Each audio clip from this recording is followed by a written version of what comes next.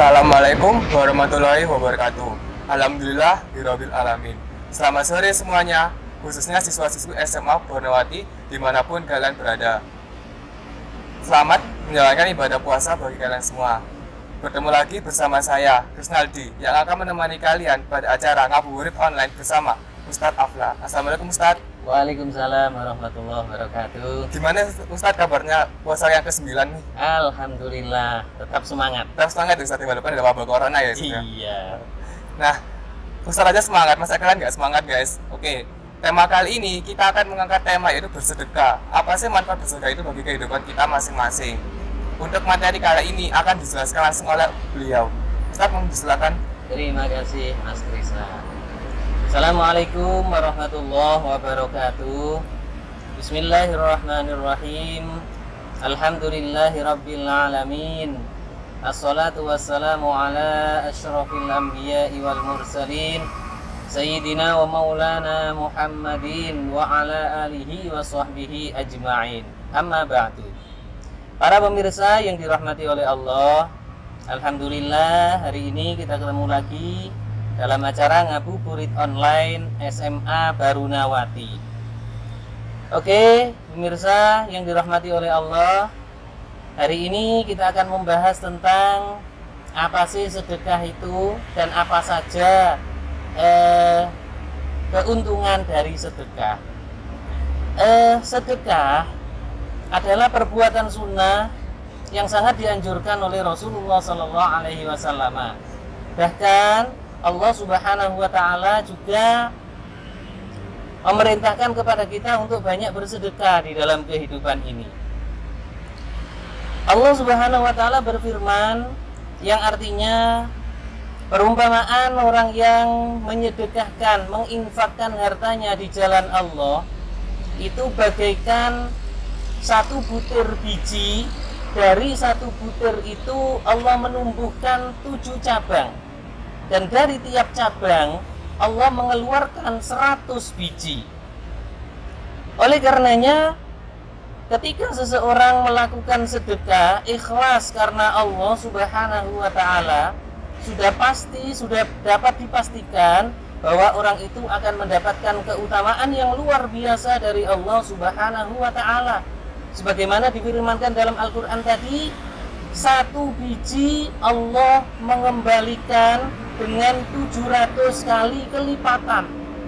Oleh karenanya, mari khususnya di bulan Ramadan ini, mari kita perbanyak sedekah kita. Mari kita sisihkan rezeki yang diberikan oleh Allah kepada kita untuk diberikan kepada para fakir miskin, para orang-orang yang membutuhkan di sekitar kita. Itu Mas Krishna sedekah. Gitu. Ini aku udah tanya sama temen ya tentang materi ini. Nah, teman kita mau bertanya Ustadz. Iya. Apakah boleh hukumnya bagi orang bersedekah yang memakan hasil sedekahnya sendiri? Sebenarnya kita itu bersedekah air ya untuk apa itu takjil gitu misalnya ya. Iya. Kan kalau satu bis itu kan isi 24 ya. Kita ambil satu gitu boleh nggak Ustadz? Hukumnya boleh. Jadi apa yang kita sedekahkan di situ kemudian kita ngambil di situ tidak masalah. Boleh-boleh saja. Itu hukumnya apa kalau di agama Islam? Ya, hukumnya boleh. Boleh. Iya. Berarti kita juga boleh memakan walaupun kita sedekah gitu. Boleh.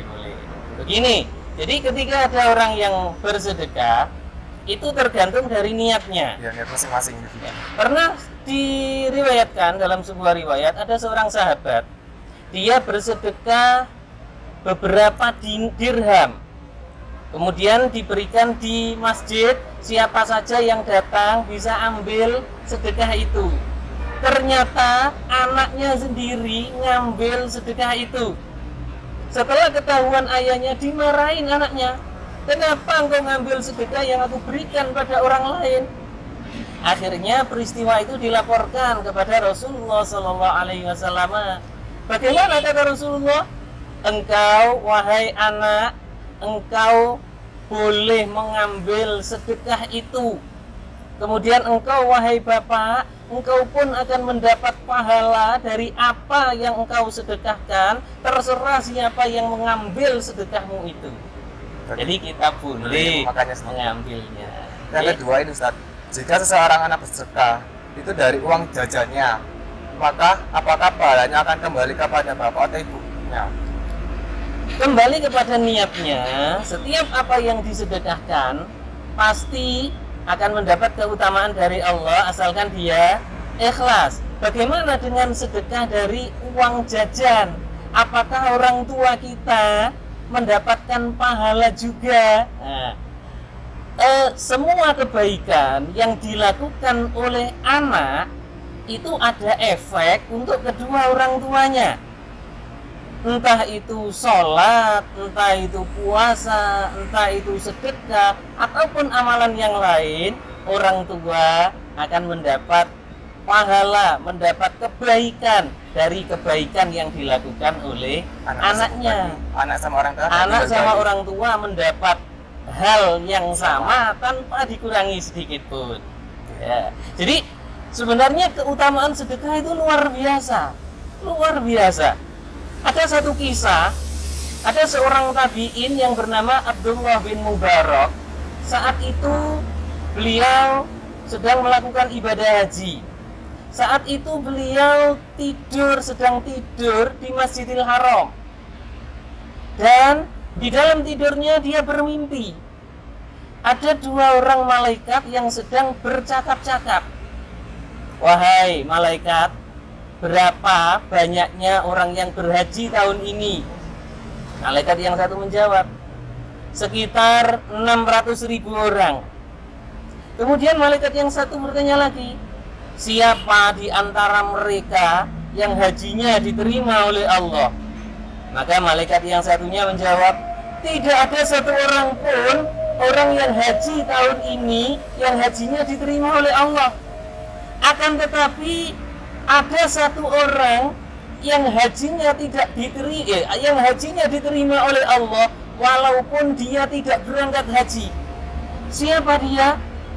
Dia adalah Muwafaq, seorang dari kota Damsyik yang tidak jadi berangkat haji. Akhirnya Abdullah bin Mubarak terbangun dari tidurnya. Apakah dia berpikir apakah ini hanya mimpi ataukah petunjuk dari Allah Subhanahu wa ta'ala? Maka kemudian setelah haji selesai, Abdullah bin Mubarak tidak langsung pulang ke negerinya, tapi mencari kebenaran dari mimpinya tersebut. Pergilah dia ke kota Damsyik, kemudian mencari seorang yang bernama Muwafaq, yang ternyata hanya seorang tukang sepatu. Maka setelah ketemu ditanya, wahai Muwafaq, apakah amalanmu sehingga menyebabkan hajinya seluruh orang yang haji tahun ini diterima oleh Allah Subhanahu wa ta'ala? Ternyata Muwafaq kaget mendengar berita itu. Wong saya tidak jadi haji, kenapa haji saya diterima? Akhirnya Muwafaq bercerita, saya itu mendapatkan rezeki dari membuat sepatu. Dari situ sampai akhirnya terkumpul uang 300 dirham, dan itu saya rasa cukup untuk berangkat haji. Kemudian saya izin kepada istri yang saat itu sedang hamil, saya izin untuk berangkat haji. Nah, ternyata sebelum saya berangkat, istri saya mencium bau masakan. Mencium bau masakan yang enak gitu menurut dia, entah itu sedang ngidam atau gimana. Akhirnya, suamiku, engkau jangan berangkat dulu, tapi tolong cari bau masakan ini, aku sangat menginginkannya. Maka kemudian Pak Muwafaq mencari sumber bau masakan itu, mencari sampai akhirnya ketemu di sebuah rumah yang kecil. Akhirnya beliau, Pak Muwafaq, mengucapkan salam. Assalamualaikum. Waalaikumsalam. Ternyata di dalam rumah itu ada seorang ibu dengan 3 orang anaknya. Pak Muwafaq bertanya, ibu, bolehkah saya meminta sedikit masakan yang engkau masak hari ini? Istriku sedang hamil dan sangat menginginkan masakan ibu. Ibu tadi pun menjawab, tidak boleh Tuan. Ibu, sedikit saja, berapapun harga yang kau minta, pasti akan aku bayar. Kemudian ibu itu sambil menangis berkata, Tuan, makanan ini halal untuk kami, tapi haram untuk Tuan. Ibu, kenapa bisa begitu? Akhirnya sang ibu pun bercerita, Tuan, kami sekeluarga ini tidak punya apa-apa untuk dimakan. Sudah 2 hari ini kami beserta anak-anak tidak makan apapun. Akhirnya saya pergi ke hutan dan saya mendapati bangkai kambing. Saya pun ambil sebagian, saya bawa pulang, saya masak. Oleh karenanya Tuan, karena ini adalah bangkai, maka ini boleh, halal untuk kami. Karena kalau kami tidak makan bangkai ini, kami akan mati. Dan bangkai ini haram untuk Tuan, karena Tuan memiliki banyak uang, bisa membeli apapun yang Tuan inginkan. Akhirnya Ibnul Mubarak, kemudian Abdullah bin Mubarak pulang menemui istrinya, menceritakan kejadian itu. Dan setelah itu, setelah berembuk dengan istrinya,